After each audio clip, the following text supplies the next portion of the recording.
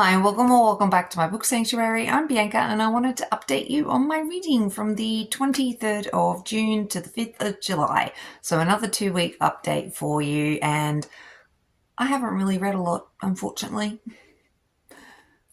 It's that time of year, I just haven't been really motivated to read, so yeah, that's why we're getting a 2-week update at the moment instead of a weekly update. But with the books that I ended up reading in the last couple of weeks, I ended up reading Siege's something. I ended up reading Siege's Twins. So with Siege's Twins, it's a single parent motorcycle club book, more or less. And it was okay. So Siege is now the guardian of his sister's twins, and his sister passed away, and he's currently gained custody of the twins because his mother is now sick and unable to watch them, and the kids are like 4 years old or something. Anyway, Cleo works for Child Services, or just grabbed a job in Child Services, and has been assigned to Siege to have a look to make sure that he's looking after the twins. She knows the twins previously when they were still living with their mother, so Siege's sister, but anyway, it's a little confusing. She works for Child Services, has this preconceived notion that Siege isn't taking care of the children whatsoever and is really evil for them. Her boss is kind of involved in asking her to investigate Siege, but there looks like there's something going on there, like not quite right. She is naive, but smart, but stupid, and so that was a bit frustrating. And her and Siege obviously start getting together, but he's not impressed that she's lying and she's looking into him, and there's this whole conspiracy thing going on, and yeah, it was okay. It was just, I don't know, it wasn't something I've meshed with 100%, unfortunately. But then I moved into Tank's Unexpected Child, and with this one, Cleo is still working for Child Services. There's problems going on with Child Services, and she meets Ivy, and Ivy is in a pickle because she's in this really abusive relationship that she needs to leave. Finds out she's pregnant, decides for the best thing for the baby is to give the baby up for adoption. So she gets involved with Child Services and things start going wrong for her. So Cleo sort of sets her up with Tank to marry Tank for protection. And yeah, it was okay. Tank needed to marry her anyway for some sort of inheritance thing.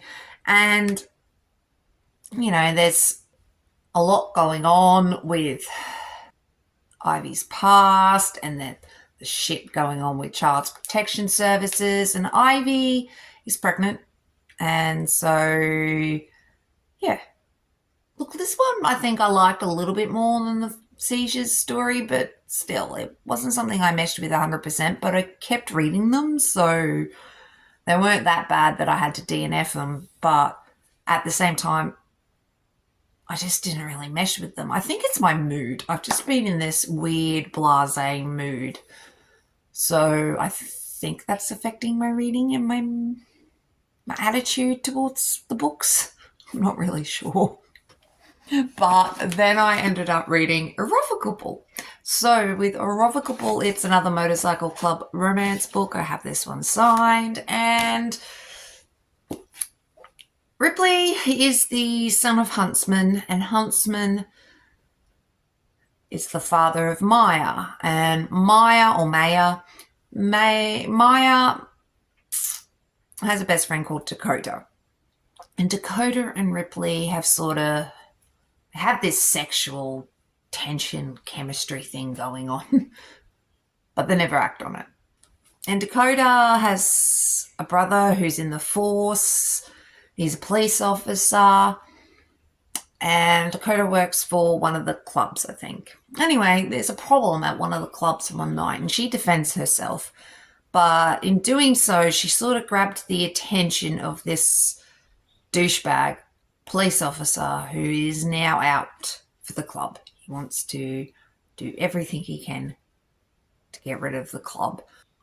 Ripley and Dakota finally give in to their sexual tension, and then a few things happen, and then Dakota is kind of blackmailed into helping the dodgy police officer, and things go from there. She ends up gaining more trust and falling more in love with Ripley and vice versa, but then she's asked to do heinous things by this police officer, so not really sure.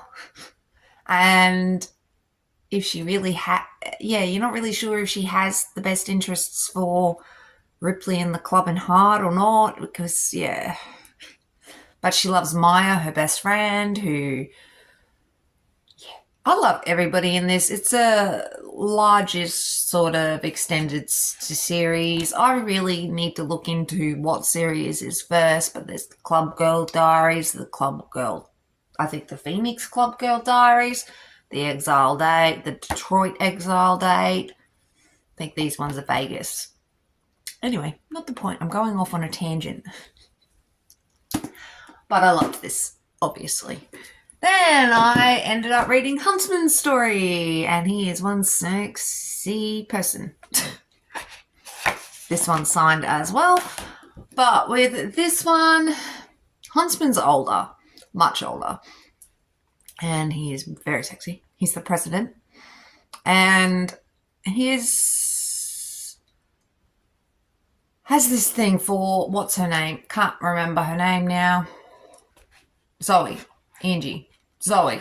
So Zoe has a past. And so about 16 years ago, she got caught up in some drama when she was a teenager and ended up getting put into the Witness Protection Program. But the program hasn't really been that helpful to keep her safe over the years, and she has a teenage daughter. And one of her, I don't know what you want to call him, her caseworker? I don't know, judge. He calls Huntsman and basically lets him know that he's sending Zoe Huntsman's way, and as a interior designer, because they've got a building project they're doing, and his son Drake is in charge and he's an interior designer, so that's where she comes in. But when she was a teenager, the whole drama with why she's in the Witness Protection Program sort of comes up again. So the people that she kind of put away are now out, and so she's being threatened, and Huntsman is there to protect her, and the club is there to protect her, and I really loved this, like, a lot. Huntsman's just sexy. I love everybody, and this was just a lot of fun. And I really found Zoe intriguing and heartbreaking and interesting because of the douchebags that she put away and what she went through as a teenager and how strong she was to sort of come out the other side. And I really, really liked this one. And then I ended up reading Innocent. So this, I'm not sure if...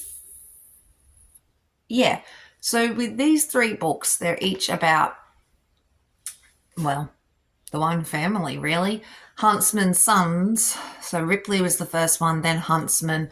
And now this one is Drake. So Drake he's like the businessman. He is a tough biker.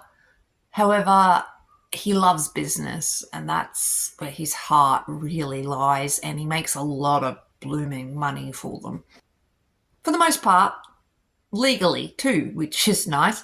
But he is very successful businessman. So Drake ends up going to a bar, if I remember correctly. Anyway, he goes to this bar and he meets Cassie, who he's really intrigued with. He finds her different and gorgeous. And Cassie, for her part, has been put through the ringer a bit. Her past relationship was very abusive, and she still struggles with trying to move past that to some degree. She meets Drake, and Drake is at the club or the bar, and even though he is made of money, he completely forgot his wallet and whatnot, so he has no money on him. And that's when Cassie notices him, and they sort of have a moment where they both she thinks he has no money like her, and they go to dance, and she pretends that he is proposing so they can get some drinks. And it's actually really, really, really cute. But obviously the press and whatnot find out what happened, and then sort of forced to stay married for a bit. But then she has an abusive ex who is a real piece of work, and he shows up and problems happen.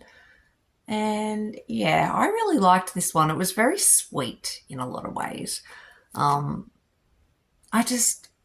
I really just love the whole series, let's be honest. And I love all the characters. But that was basically all the books I've ended up reading over the last couple of weeks. So yeah, thanks so much for watching. I really do appreciate it. And I'll catch you in the next one. Thanks everyone. Bye.